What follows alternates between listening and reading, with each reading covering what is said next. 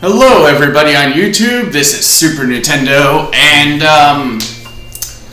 today I am going to discuss something that has been on my mind recently, and something that I've only recently been able to put into words. Because as you all know, me am not smart, me am not intelligent. Okay, I'm gonna stop making myself seem like an idiot, because honestly, I'm actually pretty smart. It's just I act stupid to entertain myself. But anyway, I've only recently been able to put into words what I'm talking about here, and that is why Dragon Ball Super angers me so much. Now, before I go on, let me just clarify for anybody out there, this has nothing to do with nostalgia or bias or whatever. I don't want to hear any fucking comments about nostalgia or bias. Any comments I see about that are getting deleted as soon as I see them. You have been warned. Now, what I'm going to talk about is I am somebody who really cares about story, continuity, and consistency. Dragon Ball has not had the best continuity or consistency in the world, but they're somewhat consistent to a degree that I can, accept. And Dragon Ball Super just kind of walks in and shits all over that continuity and consistency, and doesn't even do it in it doesn't even do it in such a way that you can feel like, oh well, it's okay, it's fine. No. Dragon Ball Super goes pretty much out of its way to anger people who care about continuity and consistency and stuff like that. And it's so fucking infuriating to a point, especially with me.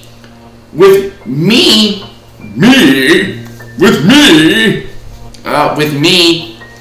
Dragon Ball Super is one of those products that the more and more I think about it, the more it angers me.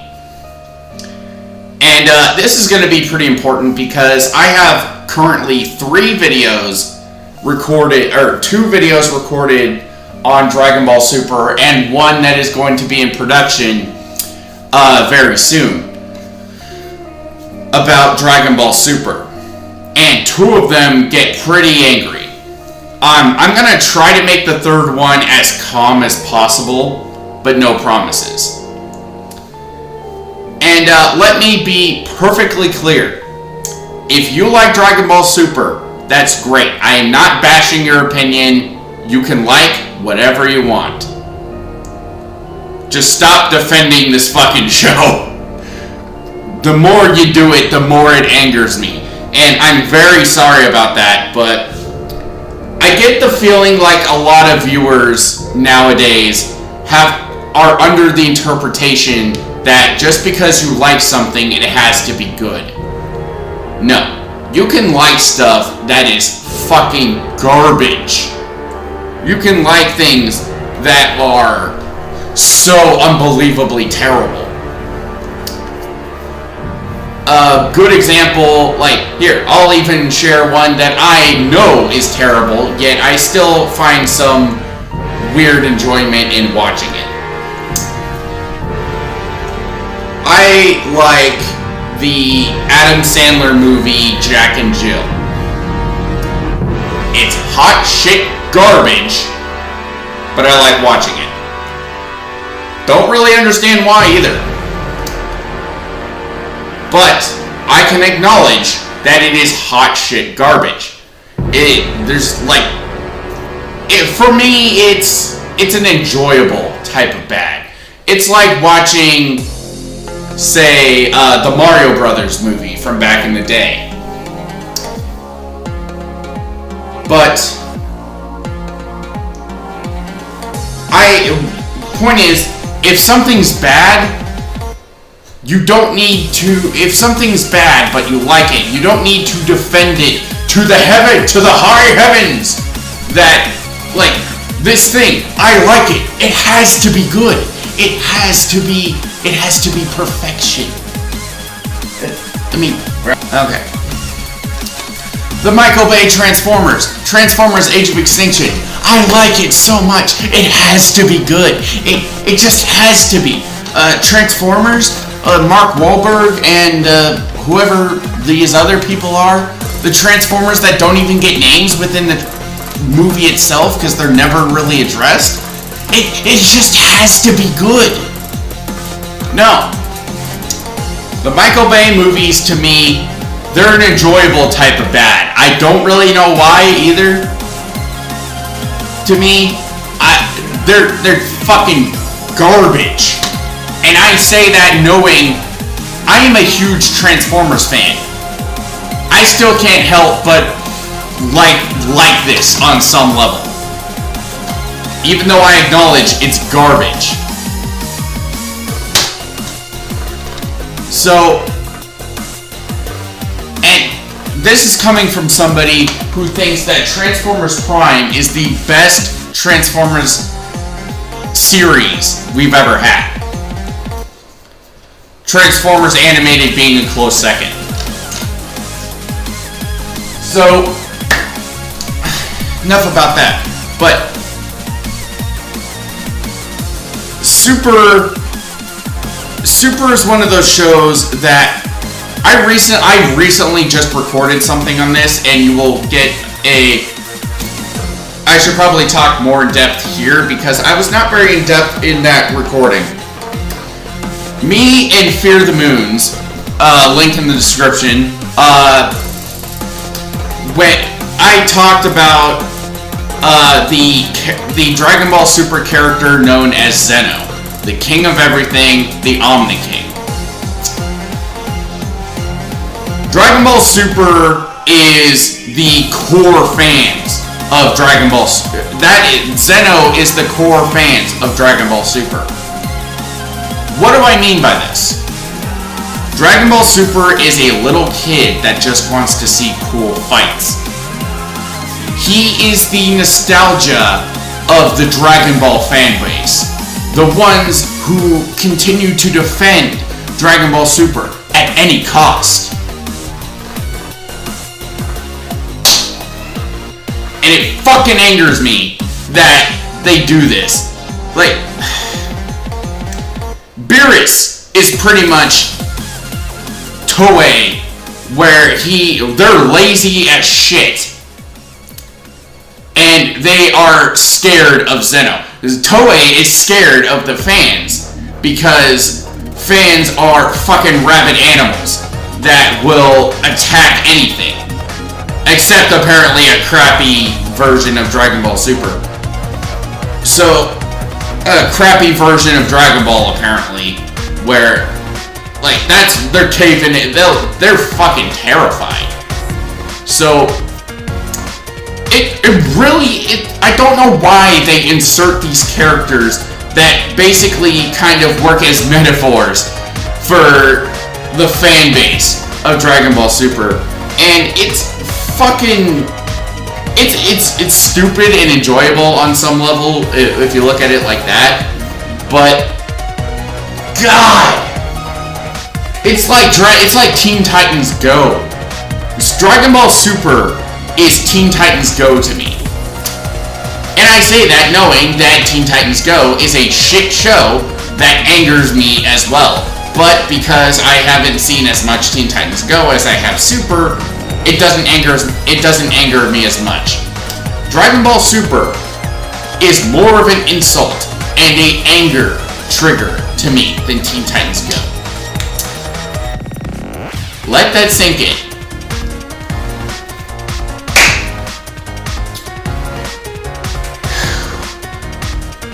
Honestly, I think I'm handling this pretty well right now, calmly as you would expect me to do it. But I hope this has got across. Actually, no, let me bring up some continuity stuff that flat out angers me, just so I can express to you guys, like, oh, what are the continuity problems that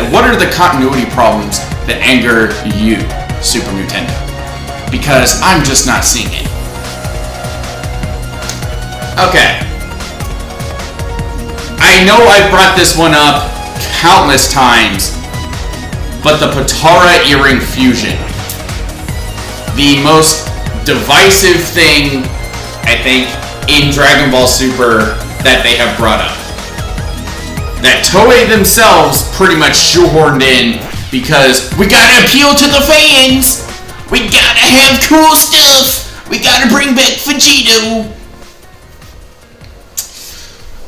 Okay. Here's why what they did with the Potara earrings, does not make sense. Firstly, the Potara earring, not even connecting it to Dragon Ball Z, specifically with Dragon Ball Super, why this doesn't make sense. If you connect it to Dragon Ball Z, it doesn't make sense just fucking immediately. But, Dragon Ball Super, if you take it on its own, with Dragon Ball Super being its own continuity, not connecting it to Dragon Ball Z or anything else, specifically on its own. Okay, let's look at Zamasu. What is he? Before he becomes the immortal god killer person thing he becomes later. He is a apprentice Kaioshin. He is a Kaioshin apprentice. Is he actually a Kaioshin? We have no idea. Is he a Kai? Probably. Okay. Goku Black shows up and kills Gawasu. This presumably kills the God of Destruction for Universe 10. Goku Black then proceeds to give his earring to Zamasu and say, with this earring, you are now a Kaioshin. With this earring, you are now a Supreme Kai. So, the earrings themselves seem to make you a Supreme Kai. Okay. Why exactly, then, are we told, not even that long later, that if you are not a Kaioshin, the earrings themselves fucking make you a Supreme Kai? Why exactly is it that if you are not a Kaioshin, the fusion now lasts an hour? Are they talking about the body? Possibly. That's the only way I can see this still making sense within the narrative of Dragon Ball Super. But they never imply, they never elaborate on it. And also there is the time ring. Now, the time ring does not work unless you are a Supreme Kai. And let's go off of the logic that the earrings themselves don't make you a Supreme Kai, but rather just give you the rank. Okay, let's go off of that. Goku Black should not be able to use the time ring, then, because he is not a Supreme Kai anymore.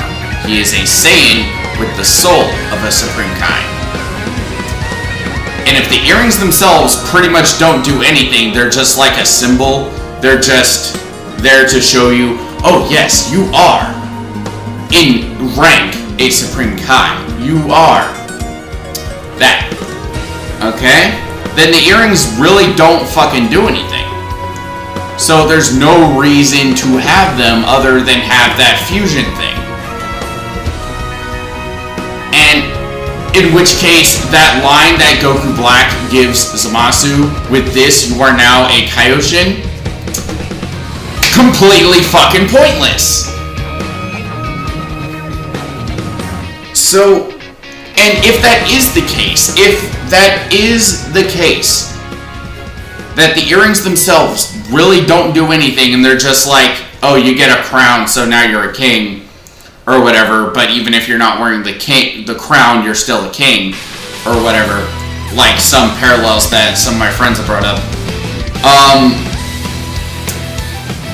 Then where's the future God Destruction for Universe 10? Why doesn't he try to stop Zamasu? Where is that pink elephant bastard? Don't even bring up the argument that he wasn't made yet. He wasn't made in the show, so he couldn't do anything. No. Within the narrative, where is his fat pink ass? Why isn't he trying to stop Zamasu? Zamasu, on some level, is his responsibility. If the earrings don't do anything, then he's still alive because Zamasu is still alive. Because in order to kill a God of Destruction, you either A, need to kill them directly, or B, kill their Kaioshin that they are linked to. And presumably this means you have to kill all the Kaioshin that they are linked to. Which is why Beerus is still alive. Because, like, Beerus being linked to, what's-his-face, is still, you know, like, he's obviously like a really young Kaioshin. Where exactly, if he was just linked to Elder Kai, that'd be great.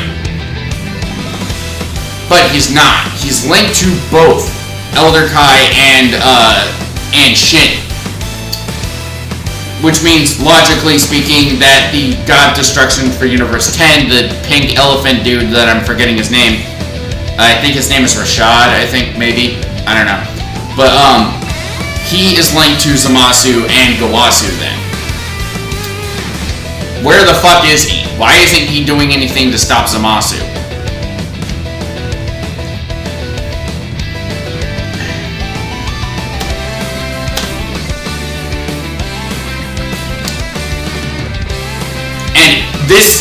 These are just plot holes and stuff that they introduced, that they have within Dragon Ball Super itself. I'm not even bringing up that Elder Kai himself, the one who introduced the fucking ability, and has not been wrong pretty much ever in the show.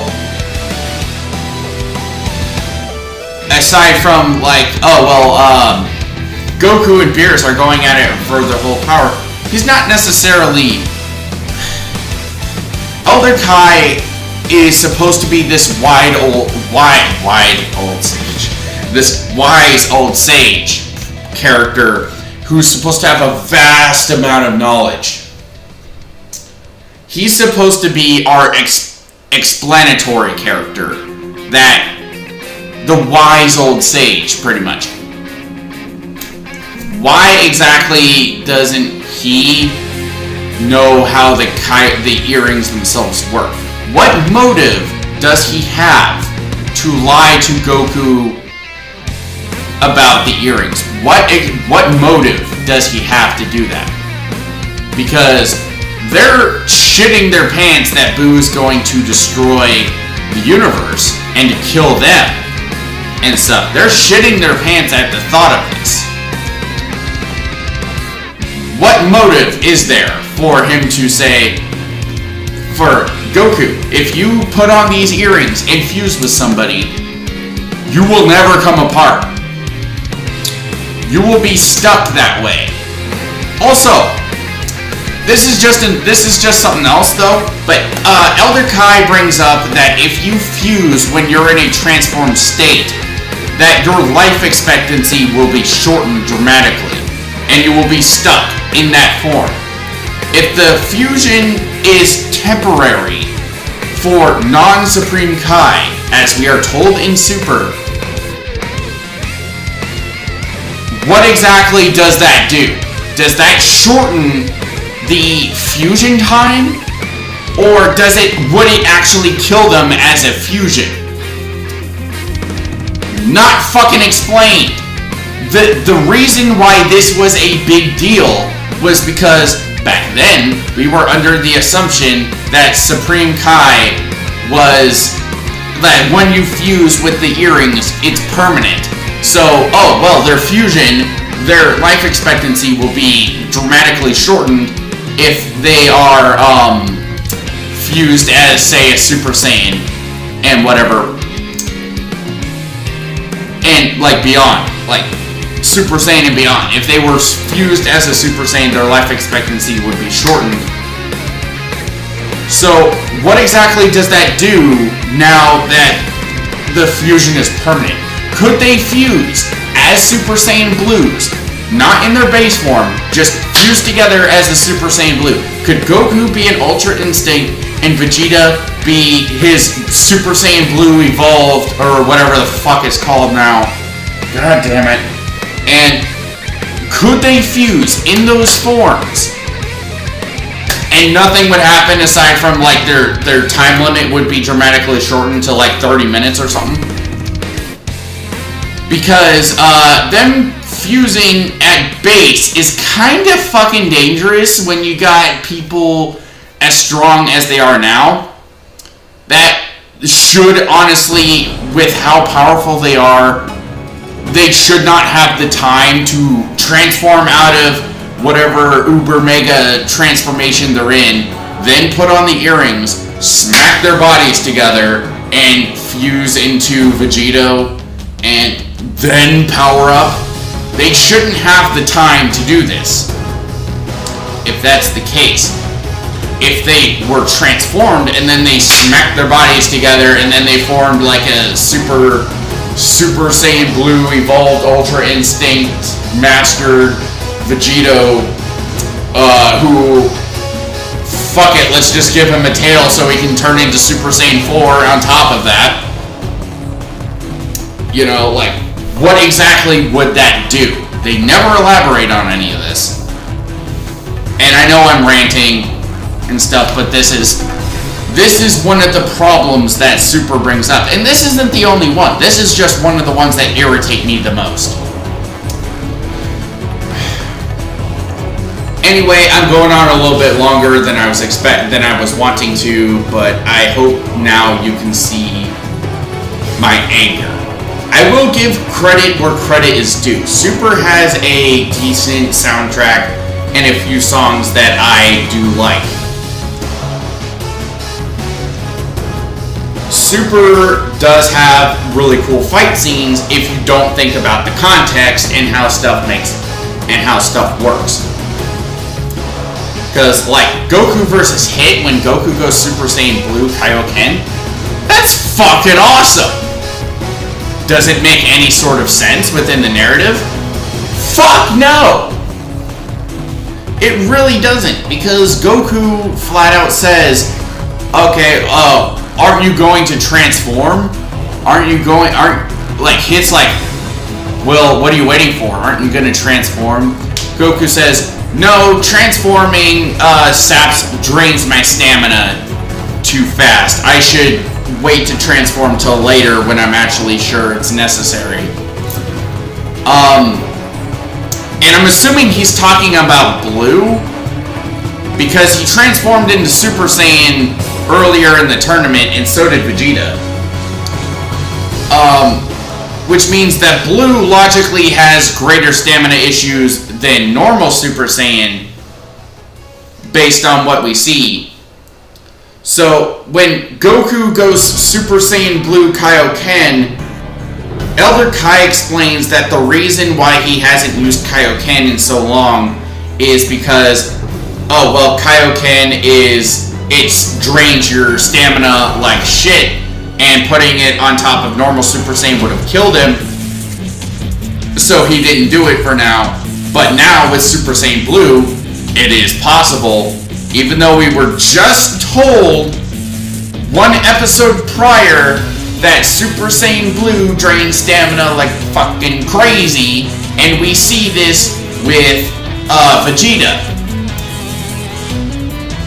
Goku should be dead. Doesn't make fucking sense. It's awesome as shit, but doesn't make any sense. And that's kind of my problem with Super, is that it has lots of awesome shit, but doesn't bother to make that awesome shit make sense. Like, Caulifla and Kale. They're awesome as shit. They don't make any sense. Okay? That's just another... I think I'm gonna leave this video off on that. Hopefully I explained myself a little better than in my Dragon Ball Super I'm just done rant video.